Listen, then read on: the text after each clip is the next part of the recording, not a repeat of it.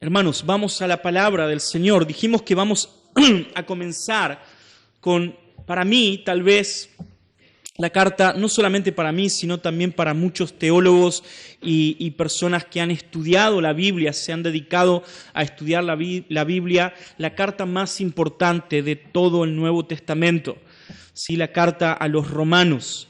Y es importante que en este día, hoy, en cierta manera, lo que vamos a hacer es a poner una base para lo que vamos a venir o vamos a ir estudiando domingo tras domingo. Lo cierto es que si tuviéramos que hacer una introducción de esta carta, por lo menos tardaríamos aproximadamente 2 o 3 domingos para poder hacer una buena introducción, para poder tener en contexto o para que nosotros podamos comprender el contexto en el cual el apóstol Pablo, y ahí ya estoy entrando al contexto, escribe esta carta. Pero la idea es que durante los domingos que vamos a estar estudiando esta carta, podamos tener en nuestra mente, por lo menos, hermanos, una división de la carta, ¿sí? De la carta a los Romanos, pero también esto es muy importante, que puedas leer la carta a los Romanos. La carta a los Romanos tiene 16 capítulos, nada más que 16 capítulos. O sea, lo podés leer o podés leer esta carta en una tarde. Ahora, quiero preguntarte algo. ¿Podrías en tu tiempo, yo sé que muchos aquí tienen un tiempo muy acotado y están con muchas cosas, mucho trabajo en la semana, pero quiero preguntarte, ¿podrías dedicar una lectura en esta semana a la carta a los Romanos? ¿Podrías? ¿Podrías hacerlo? 16 capítulos. Ahora vamos a doblar la apuesta. ¿Podrías hacer una lectura doble de la carta a los Romanos, o sea, leerla 2 veces en esta semana? ¿Podrías analizar? No hace falta que digas sí, amén, y después no leas el primer capítulo, no. La idea es que analices, sí, a ver qué tiempo tengo para poder leer la carta a los Romanos. 16 capítulos, hermanos, o sea, una carta muy, muy corta. Aunque es una de las cartas más largas en el Nuevo Testamento, lo cierto es que son 16 capítulos. Ahora, ¿podrías leer por tercera vez en esta semana, o sea, 3 veces, la carta a los Romanos? ¿No? Algunas cabezas hacen así como, podrías, en realidad, hermano, podrías. Mira, te digo, si te levantaras tempranito, a las 6 de la mañana, tempranito ya no es tan tempranito, pero a las 6 de la mañana, y mientras desayunás, lees la carta a los Romanos, podrías. Incluso, para ir más allá, podrías incluso leer la carta a los Romanos una vez por día en esta semana. De verdad. Podrías hacerlo una vez al día.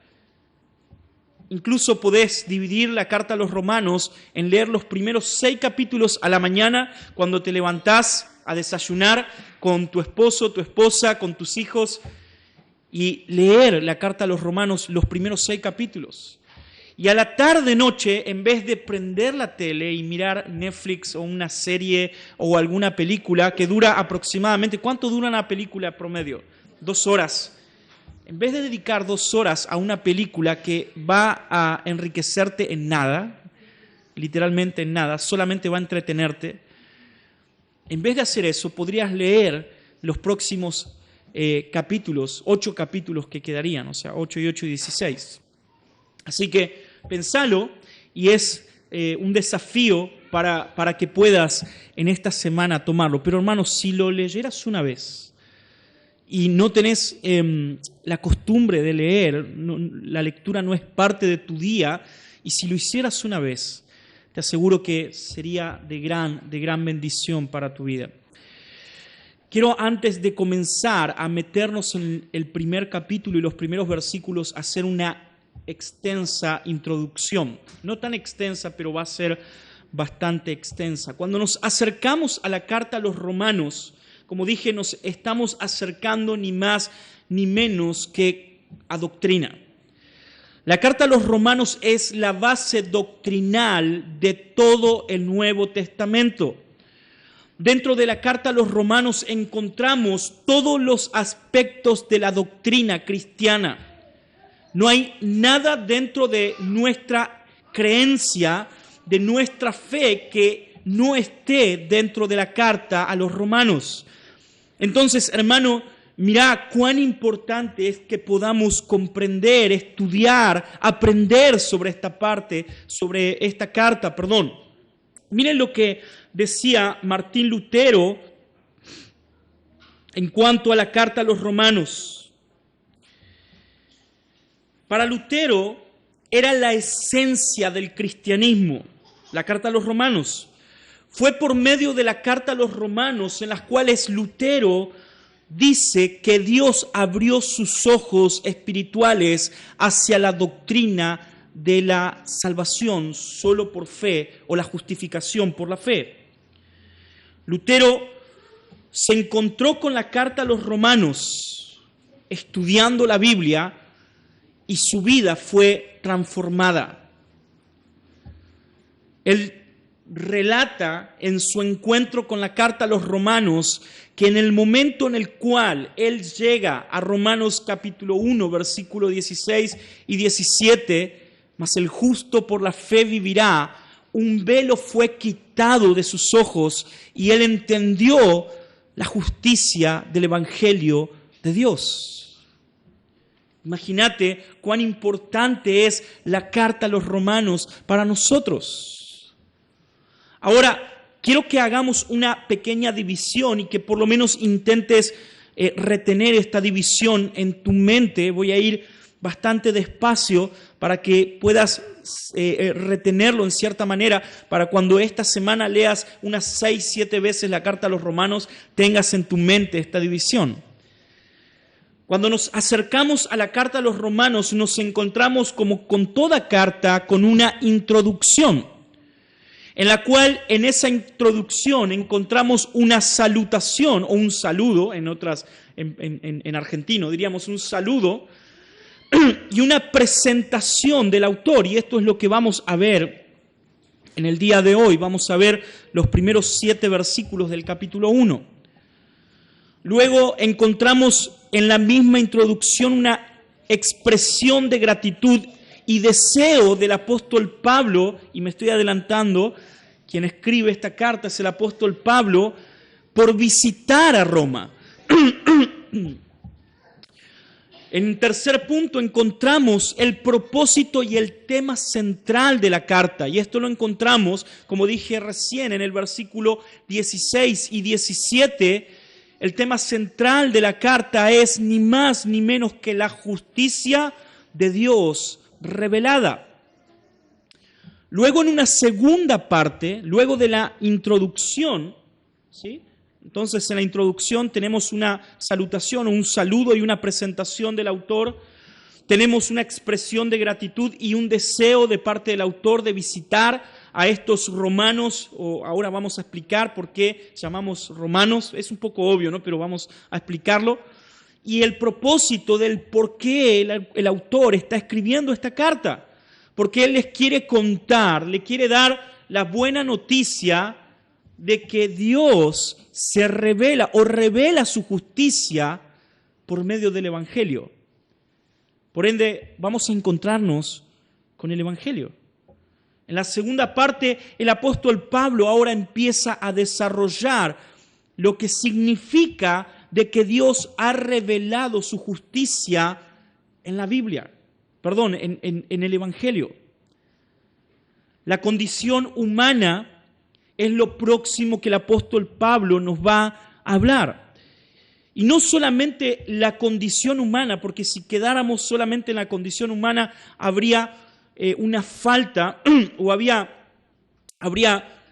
una verdad a medias, sino que también el autor, Pablo, nos va a hablar acerca de la necesidad que tenemos, por ende, por la condición humana, de la justicia de Dios.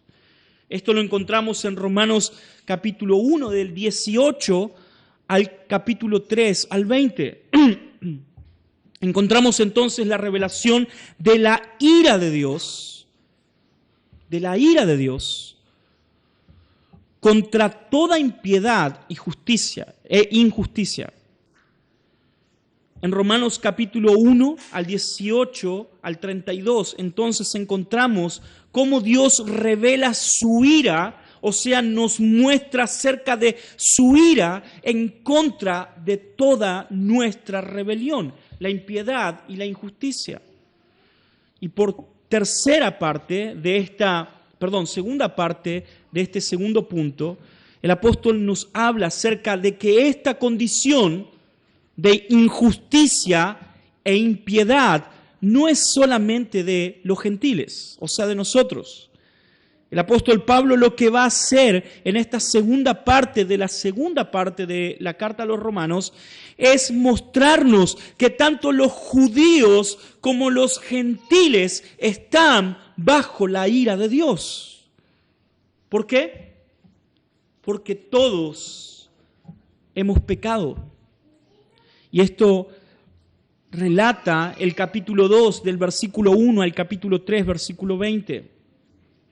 Luego en la tercera parte, el apóstol Pablo ahora va a empezar a desarrollar el centro de esta carta. Como dijimos, es la justicia de Dios.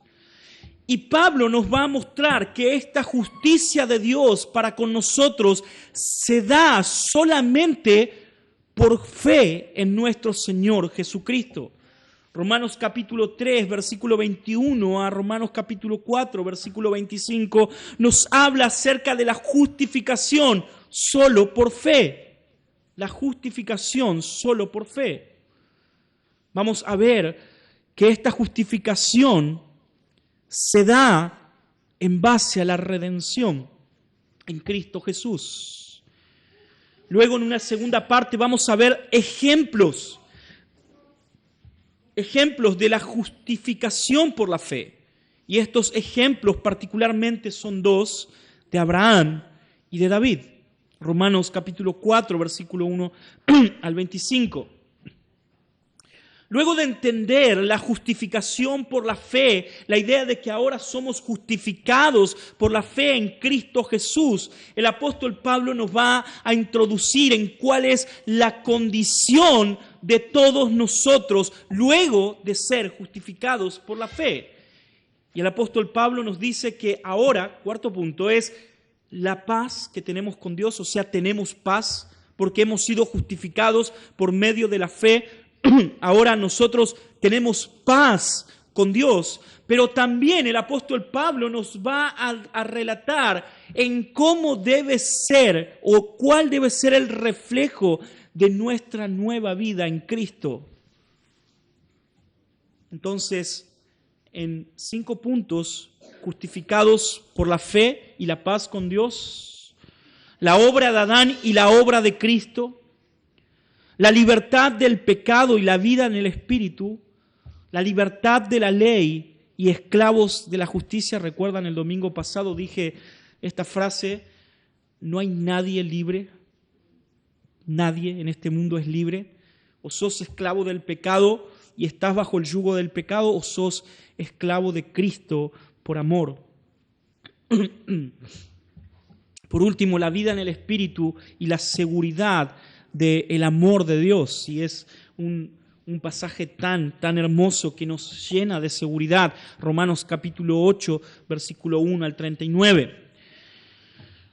En la quinta parte vamos a entrar en la parte tal vez controversial de la carta a los romanos y el plan de salvación para todos en base a la elección de Dios. Hermanos, los judíos creían o los hebreos creían que la salvación provenía por el hecho de ser solamente hebreos. Como soy descendiente de Abraham, entonces ya está, tengo la salvación asegurada. Sin embargo, el apóstol Pablo nos va a mostrar de que la base de la salvación no está en que seas descendiente de, sino en que Dios haya en su soberana voluntad elegido para salvación a nosotros. Pablo muestra el dolor del pueblo de Israel, ¿sí? Y esto es étnico, y la elección soberana de Dios. Muestra también la Israel y la justicia de Dios en Romanos capítulo 10, versículo 1 al 21, y habla acerca de la restauración. Y en esto luego vamos a explicarlo, no étnico, sino espiritual, aunque creemos de que Dios también tiene su pueblo dentro del pueblo de Israel, creemos también que nosotros como iglesia somos pueblo de Dios. Sexta parte, como hablamos en la carta a los hebreos, hay una praxis. Y esta sexta parte tiene que ver con la vida cristiana, no solamente dentro de la iglesia, sino con la vida cristiana dentro de la sociedad. Pablo nos llama a hacer ofrendas vivas y servir al Señor razonablemente. Pablo nos habla también en un segundo punto acerca de la sumisión a las autoridades y el amar a los demás. En un tercer punto, Pablo nos habla acerca de la libertad cristiana, pero también de la responsabilidad en la comunidad, la responsabilidad que tenemos como parte de la iglesia de Cristo. Y por último, el apóstol Pablo nos da el ejemplo primario que es Cristo y la unidad de la iglesia de Cristo. Punto 7, el final, hay una conclusión de parte de Pablo. Un saludo, Romanos capítulo 15 al 14, al 16, al 27. Pablo nuevamente nos habla acerca de los planes de viaje, los diversos saludos a los creyentes en Roma y la advertencia en contra de la división. Y hay una bendición final, una salutación final. Para tener en contexto, la carta a los romanos fue escrita por el apóstol Pablo, como él se presenta, vamos a verlo ahora en un rato, en el año, alrededor del año 57 a 58, mientras el apóstol Pablo se encontraba en la ciudad de Corinto. Como dije, es tal vez la carta más significativa, extensa del Nuevo Testamento. Y debemos, hermanos, conocer un poco el contexto histórico para luego sí meternos en el texto. En la época en la cual esta carta fue escrita, el imperio dominante era el imperio romano. El imperio romano no era solamente una ciudad, sino que era eso, un imperio. Abarcaba en cierta manera gran parte de todo el mundo conocido. Y había un gobernante, como todo el imperio romano, o durante todo su tiempo de imperio ocurrió, había un gobernante llamado Nerón, considerados para algunos cristianos tal vez, en esa época, el anticristo. Este Nerón fue, para algunos historiadores, el César o el emperador más terrible para con la persecución de los cristianos durante toda la historia de la iglesia. Los cristianos habían sido perseguidos durante casi toda su historia. Sin embargo, algunos historiadores dicen que Nerón fue tal vez el emperador más terrible y más sangriento de la historia de la iglesia. Debemos entender también que en esta ciudad, en la ciudad donde el apóstol Pablo está escribiendo, Roma, había una diáspora judía. Todo el imperio romano tenía una diáspora judía, o sea, judíos que habían salido de Israel y que se iban estableciendo en diferentes lugares. Y de la misma manera ocurría en la ciudad de Roma. Había una gran comunidad judía. Por ende, cuando el evangelio era predicado, muchas de estas personas, judíos, eran convertidos al evangelio y tenían un gran contexto histórico de lo que ellos escuchaban y luego predicaban.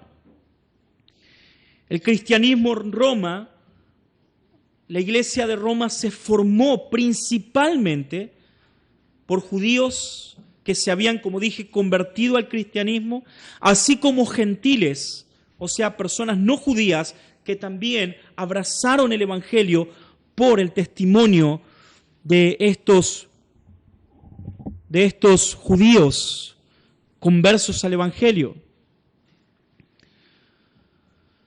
Se cree que la iglesia de Roma no fue fundada específicamente o principalmente por Pablo, sino que cuando Pablo llega a Roma, incluso cuando escribe claramente, ya había sido fundada. Y eso vamos a verlo.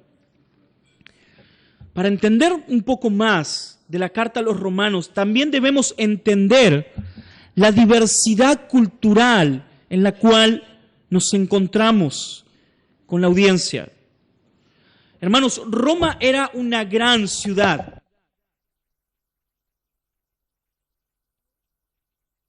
Algo parecido a Buenos Aires hoy en día, o mejor dicho, algo parecido a Nueva York, ¿sí? Pero por ahí, para tener contexto. Hay veces yo camino por Capital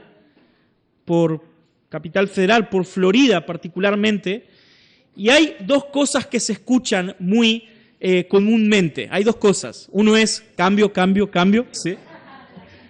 Eso es una. Eso. Y últimamente lo que se escucha es el idioma portugués.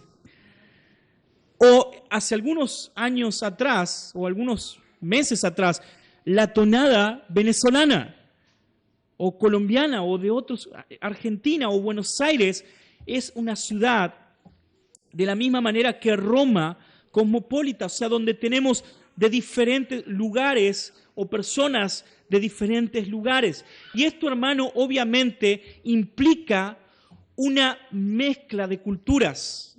Si hay una mezcla de culturas. En Roma era, en cierta manera, algo muy parecido. Había gentiles, judíos, romanos, de todas partes del mundo, y esto obviamente nos muestra la diversidad que también encontramos en la iglesia a la cual el apóstol Pablo les está escribiendo.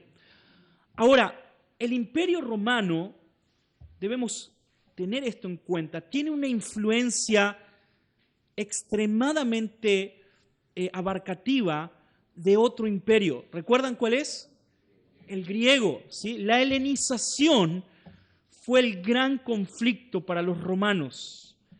Los romanos habían, en cierta manera, conquistado a los griegos desde la espada, pero decían algunos historiadores, los griegos habían conquistado a los romanos desde la mente.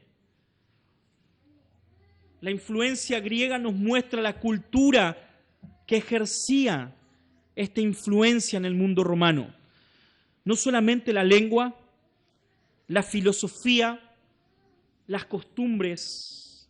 Y la carta a los romanos, hermanos, nos muestra incluso la capacidad del gran apóstol Pablo de poder interactuar con estos pueblos. Tercero, como dije, el contexto es persecución. Los cristianos estaban presentes ante la gran persecución de la época. Eran hostigados, llevados ante autoridades e incluso asesinados en el Coliseo romano. Hermanos, cuando nosotros vemos películas como El Gladiador o otras películas en cuanto al Coliseo romano, debemos entender el contexto de lo que estaba ocurriendo. Esos esclavos que muestran esas películas eran ni más ni menos que familias enteras que habían profesado su fe en Cristo Jesús. Este era el contexto. Incluso en la época se habla de que Nerón iluminaba las calles de Roma con antorchas humanas. Esto implicaba de que si alguna autoridad encontraba alguna confesión de fe en alguna persona, esa autoridad tenía la libertad de ejecutar a aquel que confesaba su fe. El propósito del apóstol Pablo, entonces, teniendo este contexto, lo vemos en Romanos, en presentar una exposición del Evangelio detallada de nuestra doctrina, enfocándose ni más ni menos que en la justicia por medio de la fe en Jesucristo y la salvación a través de la gracia de Dios. Pablo también aborda, como dijimos recién, la relación entre la ley y la gracia, la condición del hombre pecador, la necesidad de la redención, la justicia de Dios por medio de la fe en Cristo Jesús, la vida en el Espíritu, la relación entre el cuerpo de Cristo y el papel de la elección soberana de Dios. Ahora sí, teniendo este contexto, vamos a analizar rápidamente, se me pasó un montón de tiempo, los primeros versículos de esta hermosa carta a los romanos. Quiero pedir un favor.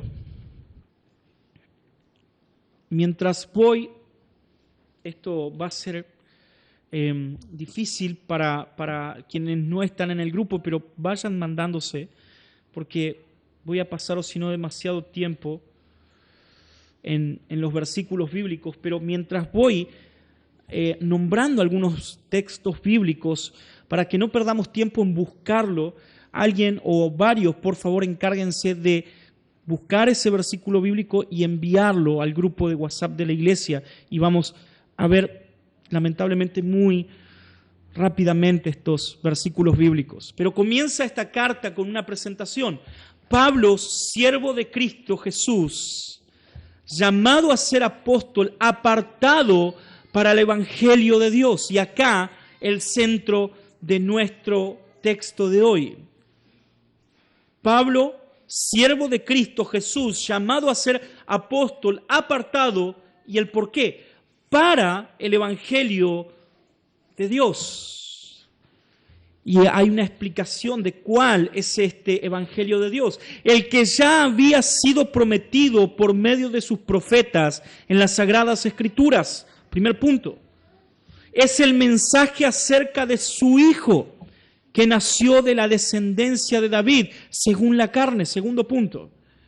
Y que fue declarado Hijo de Dios con un acto de poder conforme al Espíritu de Santidad. Tercer punto, por la resurrección de entre los muertos, nuestro Señor Jesucristo. Es por medio de Él que hemos recibido la gracia y el apostolado para promover obediencia a la fe entre los gentiles por amor de su nombre, entre los cuales están también ustedes llamados de Jesucristo, a todos los amados de Dios que están en Roma, llamados a ser santo, gracia y paz a ustedes de parte de Dios, nuestro Padre, y del Señor Jesucristo. Amén. El título de este sermón, que va a ser por dos, vieron con el WhatsApp, lamentablemente, es Cristo es el Evangelio de Dios. Cristo es el Evangelio de Dios. Y por ende, si Pablo se presenta como siervo de Jesucristo, y él comienza de esta manera en su presentación de su llamado y de su apostolado, Pablo comienza diciendo que él es siervo de Jesucristo, entonces por ende, Cristo también es el Evangelio de Pablo. Pablo nos va a mostrar que el Evangelio que él predica es ni más ni menos que el Evangelio que Dios ha predicado en todas las Escrituras. No es un nuevo mensaje, hermanos. No es un nuevo mensaje. En estos días, creo que ayer vi un video que Adriana subió en cuanto a la unidad de la Biblia. Desde Génesis, Apocalipsis, hay un solo mensaje y ese mensaje tiene un centro y ese centro es Cristo. No hay tres mensajes. Dios no planificó por fuera de Cristo. Algunos dividen la Biblia en como si Dios hubiera ido planificando conforme el hombre iba pecando. Y hermanos, no es así. Hay un solo mensaje de redención en toda la Biblia. Ese mensaje del Evangelio es Cristo y es prometido en Génesis capítulo 3, versículo 15, en el momento en el cual Dios da sentencia a la serpiente antigua que había engañado a la mujer y al hombre para pecar. También Dios da sentencia al hombre, pero en la sentencia a la mujer hay una promesa conocida como el protoevangelio. Protoevangelio. El protoevangelio es ni más ni menos que la promesa de Dios de redención en su Hijo Jesucristo, en Cristo, en Él. O sea, toda la Biblia, desde el principio hasta el fin, nos habla acerca del Evangelio. Pero antes de esto, vamos a ver lo que Pablo dice de sí mismo. Primero, lo que Pablo dice de sí mismo. Pablo dice que él es un siervo de Jesucristo. Alguien, por favor, que busque y que envíe 1 Corintios capítulo 4, versículo 1. 1 Corintios capítulo 4, versículo 1. Voy a leerlo. Y dice así: así pues, téngannos los hombres por servidores de Cristo y administradores de los misterios de Dios. Pablo lo que nos dice tanto en Romanos capítulo 1 es que él es siervo de Cristo y esta servidumbre la cual él dice tener tiene un propósito. Y en el capítulo 4 de 1 Corintios nos dice cuál es ese propósito y es administrar los misterios de Dios. O sea, en otras palabras, el propósito del llamado del apóstol Pablo fue y es ni más ni menos que la administración de la gracia de los misterios de Dios. En castellano sería predicar a Cristo. Ahora, ¿quién era este Pablo? Según la Biblia, en Hechos de los Apóstoles, Lucas nos habla acerca de un personaje llamado Saulo. Saulo, que era de una ciudad llamada Tarso. Y Lucas, el historiador, nos relata que este Saulo tenía una particularidad y era un perseguidor de la iglesia. Saulo de Tarso era un perseguidor de la iglesia. Ahora, dentro de la Biblia encontramos un montón de información en cuanto a este perseguidor. De hecho, ¿por qué encontramos esta información? Porque este Saulo, luego de encontrarse con Cristo, es quien escribe en su gran mayoría todas las cartas del Nuevo Testamento, en su gran mayoría. Pero en Filipenses capítulo 3, versículo 5, encontramos que Pablo se refiere a sí mismo y habla como circuncidado al octavo día. O sea, esto implica que era de una familia judía ortodoxa que observaba la ley de Moisés. Había sido circuncidado al octavo día.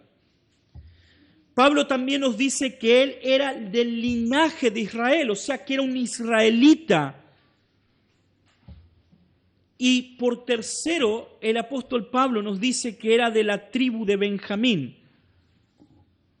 Pero luego en la Escritura encontramos más información de Pablo. Por ejemplo, Pablo había sido un estudioso de la ley a tal punto que encontramos que Pablo había estudiado a los pies de alguien. ¿Recuerdan?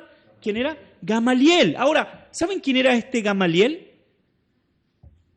Era nieto de un hombre llamado Hiliel, quien fue ni más ni menos que el fundador de la escuela rabínica en Jerusalén. Este era Gamaliel.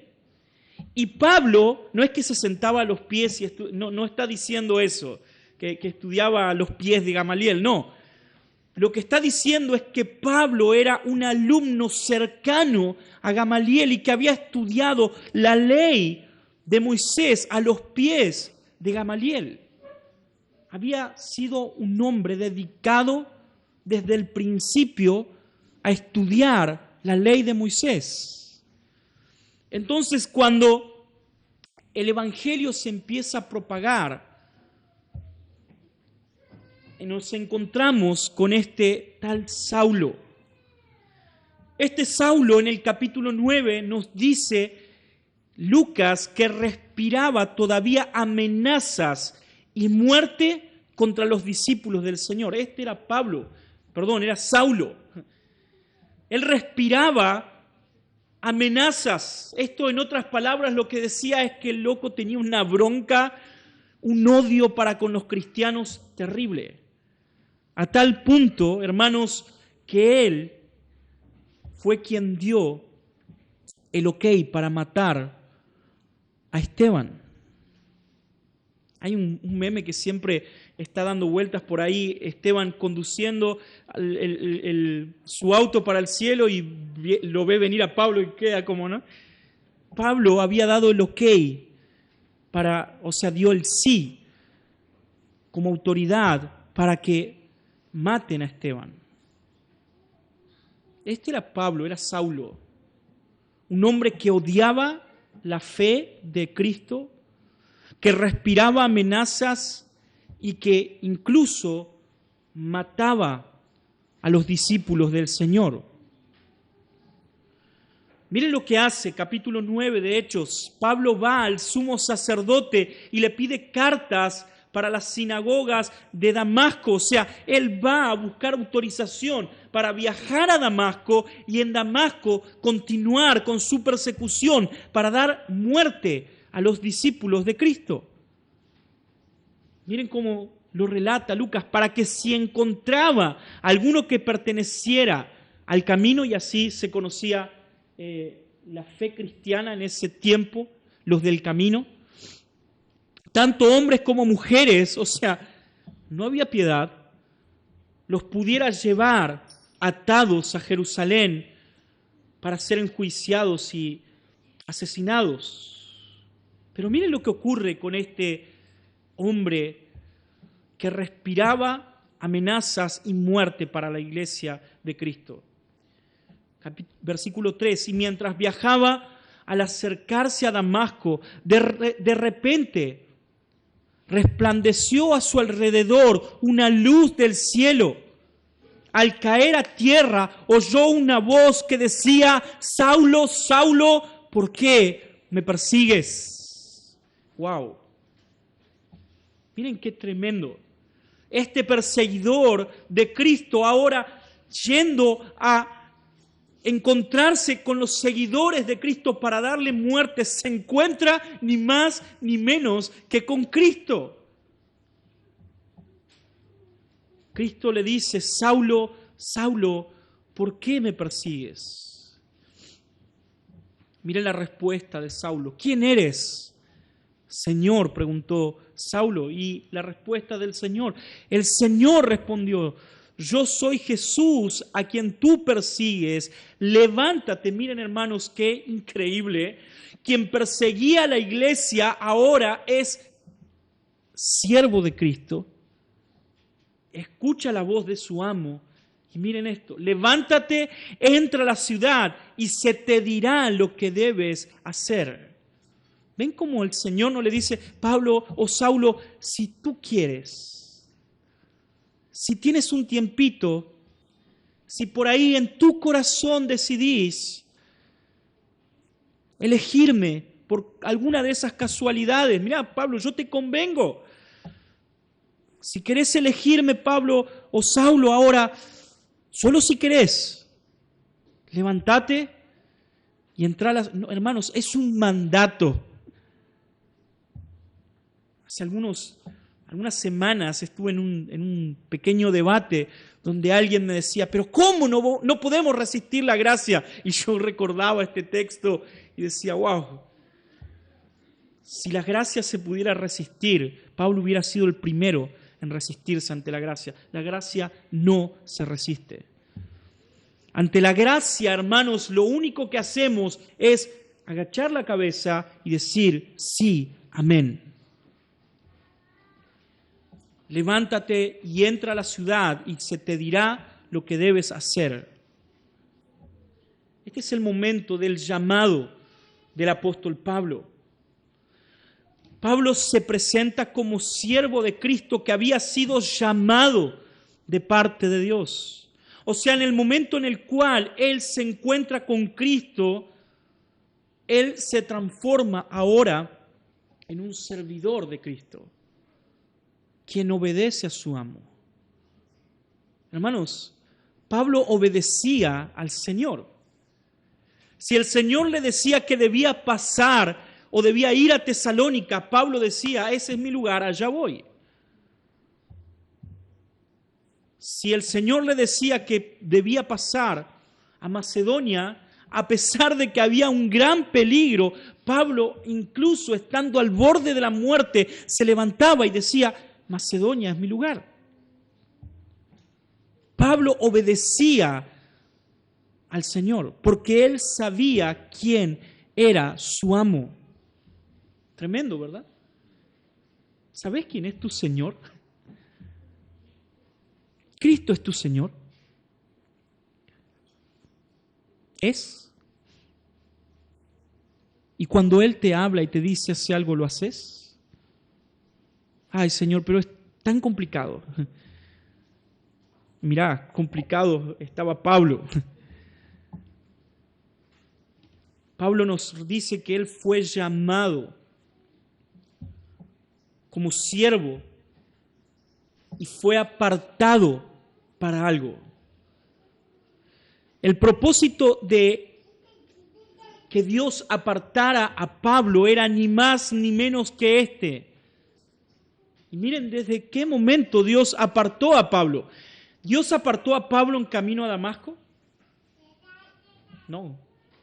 Gálatas capítulo 1, versículo 15, versículo 16, dice esto: pero cuando agradó a Dios, miren esto, hermanos, que me apartó desde el vientre de mi madre. Pero ¿cómo no era Pablo perseguidor de la iglesia? ¿Pablo no era perseguidor de la iglesia? ¿No era Saulo? ¿Y cuándo dice Pablo que Dios lo apartó? Desde el vientre de mi madre.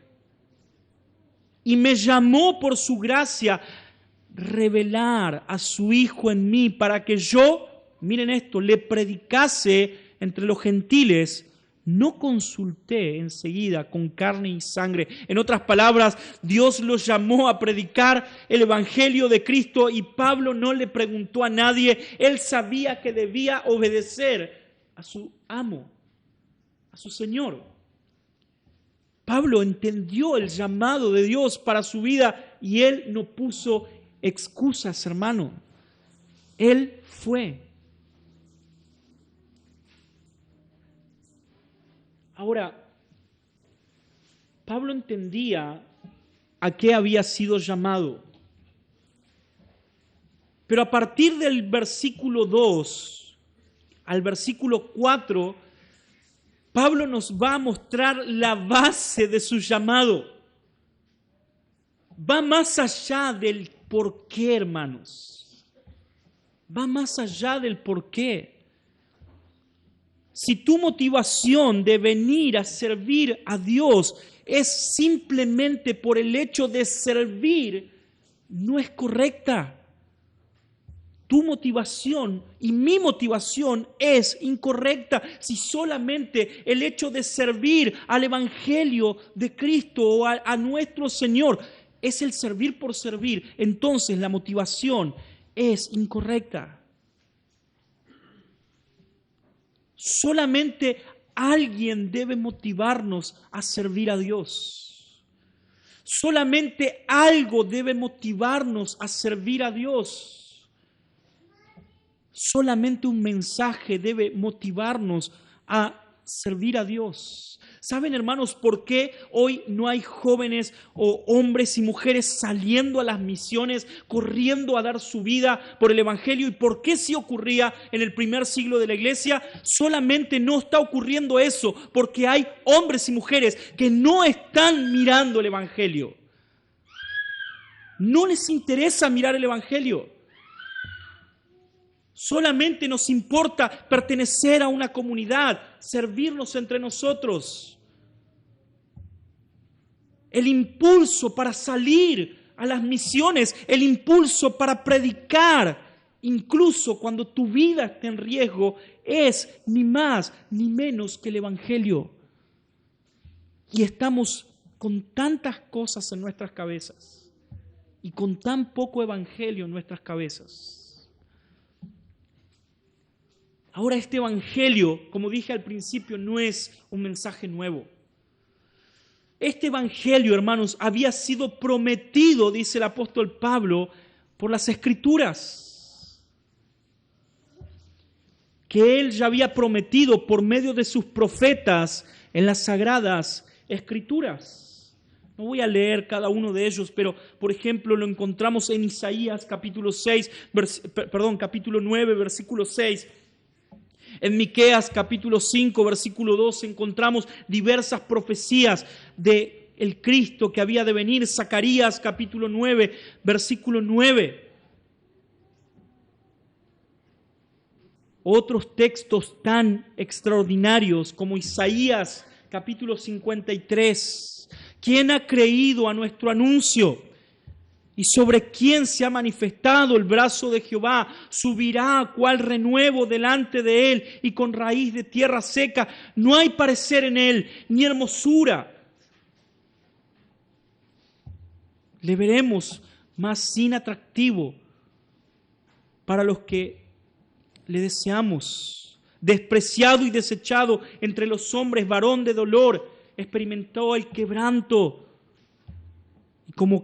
Y como escondido de él, el rostro fue menospreciado y no estimado. Ciertamente llevó él nuestras enfermedades y sufrió nuestros dolores. ¿De quién está hablando Isaías? Del prometido. Ahora miren, Cristo dice de él mismo, Juan capítulo 5, versículo 39, examinen ustedes las Escrituras. En ellas ustedes creen que está la vida eterna y ellas les dan testimonio de mí. Hermanos, el evangelio que Pablo predica y el evangelio que nosotros debemos predicar es un evangelio bíblico de toda la Biblia. donde encontramos las promesas de un Salvador, de un Redentor en todo el Antiguo Testamento. Recordemos, Pablo está escribiendo también a una audiencia judía y les está mostrando que en el Antiguo Testamento, ese Antiguo Testamento, antiguo pacto que ellos veneraban, todo ese antiguo pacto se resumía en una persona y era Cristo. Pablo también nos dice que este Cristo, el cual nosotros creemos, no solamente es prometido en las Escrituras, sino que también este Cristo es descendiente de David. Y esto era una promesa que debía cumplirse, hermanos. Por esto Cristo es el Mesías. Primera de Crónicas, capítulo 17, versículo 11 al 14. Y sucederá que cuando se cumplan tus días, para que vayas a estar con tus padres, levantaré a uno de tus descendientes después de ti, que será de tus hijos, y estableceré tu reino. Él me edificará una casa, yo estableceré su trono para siempre. Yo seré padre para él y él será hijo para mí. Y no quitaré de él mi misericordia, como la quité de aquellos que estaban antes de ti, sino que lo confirmaré en mi casa y en mi reino para siempre, y su trono será establecido para siempre. Cristo. Cristo es aquel que había sido prometido a David en el Antiguo Testamento. Cristo es el prometido desde el principio, como lo vimos en las Sagradas Escrituras y ahora lo vemos en la promesa a David. Pero también, hermanos, Cristo no solamente fue encarnado, prometido desde las Escrituras, encarnado como hijo de David, sino que también Dios mismo dio testimonio de él. Y por esto creemos. ¿Sabías eso? Que Dios, el Padre, dio testimonio del Hijo. ¿Sabías eso? Mira lo que dice el Evangelio de Mateo, capítulo 17, versículo 5. Mientras él aún hablaba, miren esto, hermanos, ocurrió. Mateo nos está contando lo que él mismo vio. Mientras él aún hablaba, una nube de luz los cubrió. Y he aquí una voz desde la nube que decía: este es mi Hijo amado, en quien tengo complacencia. A él oíd. Hermanos, no solamente las Escrituras dieron testimonio de que Cristo es el Mesías. No solamente la historia, su nacimiento dio testimonio de que Cristo es el descendiente de David, el descendiente del reino eterno, sino que incluso el mismo Padre, hermanos, descendió en gloria para decir: este es mi Hijo. Da testimonio de su propio Hijo. Tremendo. Y esto es lo que el apóstol Pablo nos dice en Romanos. Que el Evangelio es de Cristo y este Cristo es el prometido, el descendiente y el declarado Hijo de Dios. Ahora, teniendo este Evangelio, estando Pablo ante este Evangelio, estando vos, hermanos, yo ante este Evangelio, aquel Evangelio que había sido prometido, sobrenaturalmente en las Escrituras, declarado. ¿Qué hacemos con él? ¿Qué hace el apóstol Pablo ante este Evangelio? Hermanos, lo único que podemos hacer es testificar de él. Tu trabajo y mi trabajo,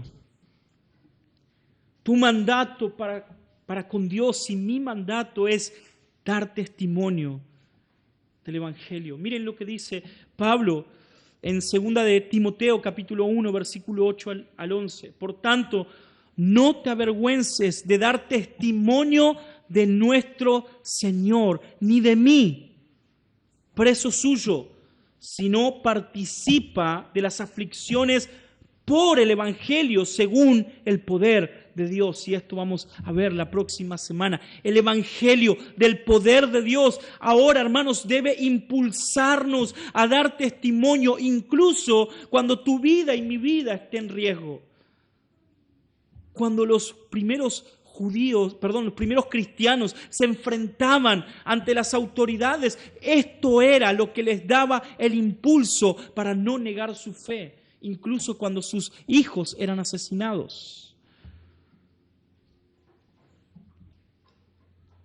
Nunca voy a olvidar la historia de un libro que leí sobre una niña que estaba siendo encarcelada por su fe en Cristo. Entonces ella relataba de que cada vez que los guardias venían a torturarlos a los cristianos, era una niña de 11 años. Cada vez que los guardias venían y agarraban a un cristiano y ese cristiano negaba a Cristo, ellos empezaban a cantar. Pero mientras ella era torturada, hermano, 11 años, mientras ella era torturada, les gritaba a sus hermanos en la fe y les decía: por favor, no nieguen a Cristo. Por favor, no nieguen a Cristo. Yo estoy sufriendo también me duele, pero no voy a negar.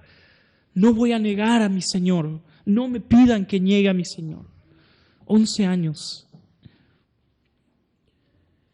Pablo, hermanos, sufrió la cárcel, sufrió naufragios, fue apedreado en Listra, fue muerto en Listra, fue arrastrado en las sinagogas, fue azotado 40 veces menos uno. Sin embargo, lo que a él lo impulsó a predicar el Evangelio fue encontrarse con el Evangelio prometido en las Escrituras, declarado por Dios, el Evangelio de Dios en Cristo Jesús.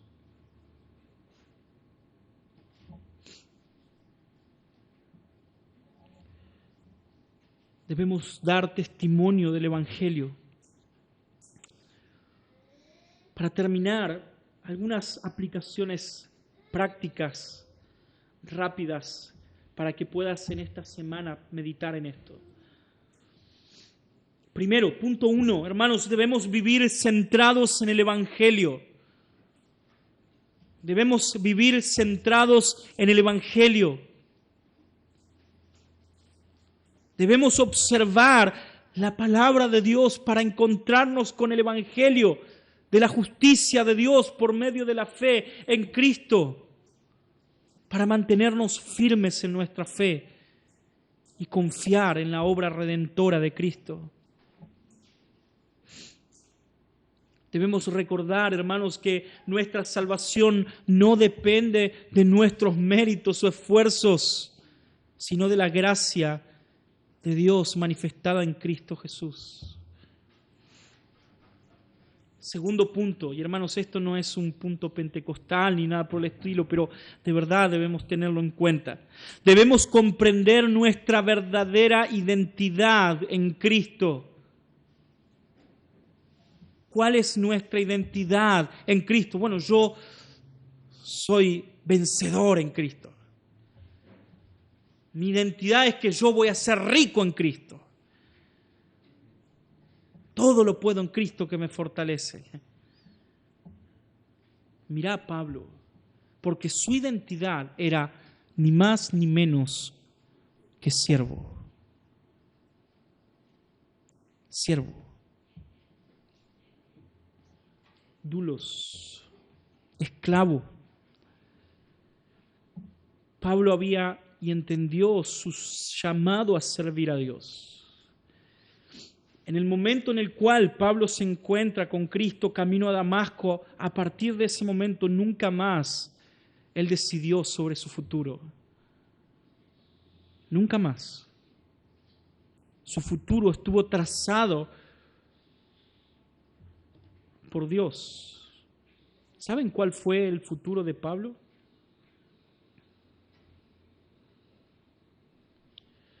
El futuro de Pablo fue ni más ni menos que sufrir por el Evangelio de Cristo.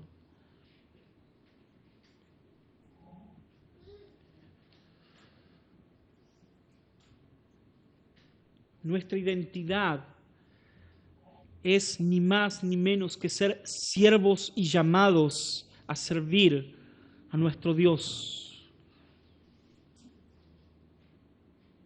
Es verdad, Dios te ama. Es verdad, Dios te ha llamado a vivir una vida santa, separada para Él en su propósito, pero también, hermanos, recordad que Dios te ha llamado a servirle. Y es terrible ver a cristianos que no sirven a su Señor.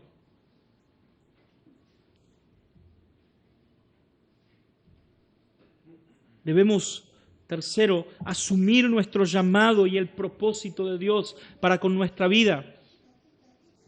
La misión de Pablo era llevar el Evangelio para los gentiles. Y hermanos, Pablo lo hizo de tal manera que en Tesalónica, en un alboroto, los no creyentes decían: estos que trastornaron el mundo entero han llegado también aquí.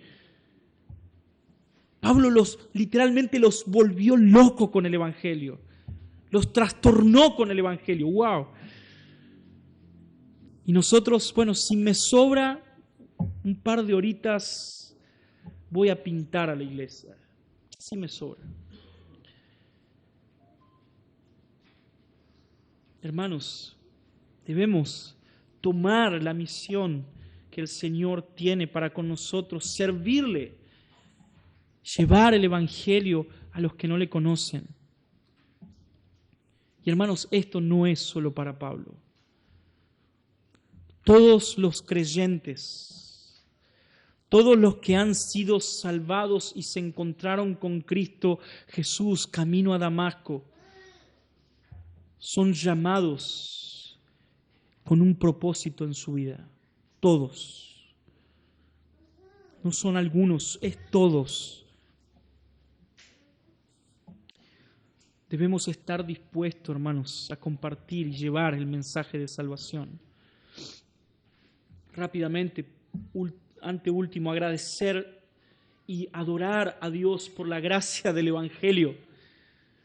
¿Saben por qué o cuándo vas a ser impulsado a venir cada domingo a la iglesia y vas a salir de tu cama y vas a decir: Dios, yo quiero estar en la iglesia y Fernando la hizo re larga y hace una hora está hablando, pero no quiero salir porque estoy maravillado con el Evangelio? Y el almuerzo, bueno, puede esperar. Es cuando en verdad, hermanos, nos encontremos con el Evangelio más profundamente, cuando todo lo demás pasará a un segundo plano. Y nuestra prioridad será adorarle por lo que Él hizo, por su obra redentora y por su justicia en fe.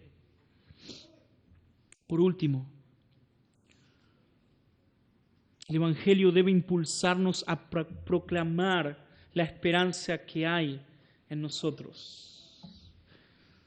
Hermanos, Dios tiene mucho pueblo. Dios añade a su iglesia a los que han de ser salvos. De la misma manera que con Pablo y que con vos, Dios te eligió y me eligió, como lo hizo con Pablo desde antes de la fundación del mundo. ¿Sabías eso? Dios, desde antes de que Él creara el mundo, desde el vientre de nuestra madre, Él nos apartó. ¿Sabías eso? Pero ahora, hermanos, nosotros tenemos la tarea y Dios nos ha dado la extraordinaria tarea de ir y proclamar a su pueblo allá afuera, que todavía no le conoce, el Evangelio de la gracia de Dios. Miren el final de Pablo. Termino con esto, prometo. entre los cuales también están ustedes llamados de Jesucristo. A todos los amados de Dios que están en Roma, llamados a ser santos. Gracia y paz. En primer lugar, doy gracias a Dios. Voy a adelantarme al próximo domingo. Por medio de nuestro Señor Jesucristo, ustedes, por todo el mundo se ha hablado de su fe. Pues Dios, a quien sirvo en mi espíritu, en la predicación del Evangelio de su Hijo, es testigo de cómo sin cesar hago mención de ustedes, siempre en mis oraciones, implorando que ahora, a fin por la voluntad de Dios, logre ir a ustedes. Hermanos, yo no sé si notaste, pero había una desesperación por parte de Pablo por ir a predicar el Evangelio. ¿Lo viste? Pablo está desesperado por ir a Roma. Está desesperado, él está orando y diciendo, Señor, por favor, quiero ir a Roma, quiero llevar el Evangelio ahí, quiero predicar el Evangelio ahí.